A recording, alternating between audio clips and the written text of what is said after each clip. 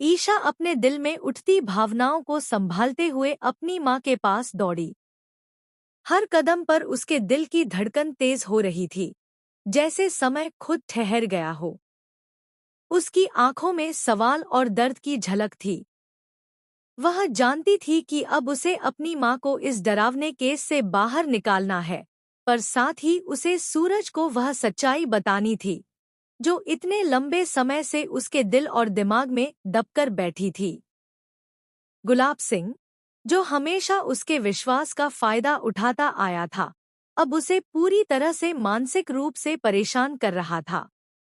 उसकी चालाकियां, उसके झूठ और उसके मासूमियत के साथ खेलना, सब कुछ अब ईशा के सामने साफ हो चुका था।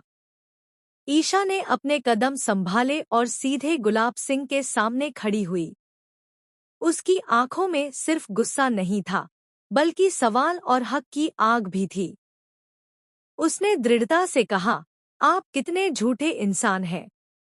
आपने मेरे साथ जो कुछ भी किया, वह सब सही होने का दिखावा था। लेकिन आपने मुझसे सबसे बड़ी बात क्यों छुपाई कि मेरी माँ जिंदा है? आपने मेरी माँ को मुझसे दूर कर दिया और अब यह कैसे सही हुआ? उसकी आवाज कांप रही थी, लेकिन शब्द जैसे किसी तलवार की तरह सीधे गुलाब सिंह के दिल में धंस रहे थे। गुलाब सिंह अपने अहंकार भरे हावभाव में मुस्कुराया। उसकी आंखों में एक अजीब सी चमक थी। उसने ठंडी आवाज में कहा, मैं ही भाग्य विधाता हूँ। मैं ही सबका भाग्य लिखता हूँ। तुम्हारी माँ का भी भाग्य मैंने लिखा, तुम्हारा भी। यही वजह थी कि तुम उस गरीब घर में शादी करके चली गई।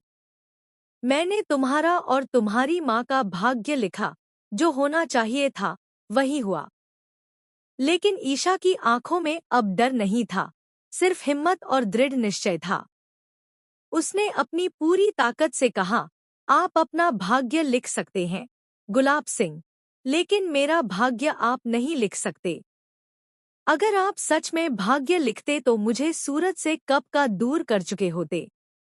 ना मेरा और सूरज का डिवोर्स होगा और ना हम कभी अलग होंगे।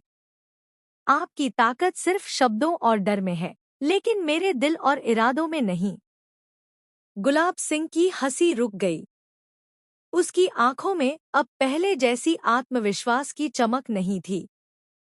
ईशा का साहस, उसका विश्वास और अपनी माँ और सूरज के लिए उसकी लगन उसे अंदर से हिला रहा था।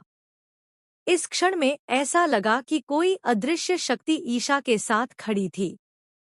वह जानती थी कि अब सिर्फ उसके कदम ही कहानी का नया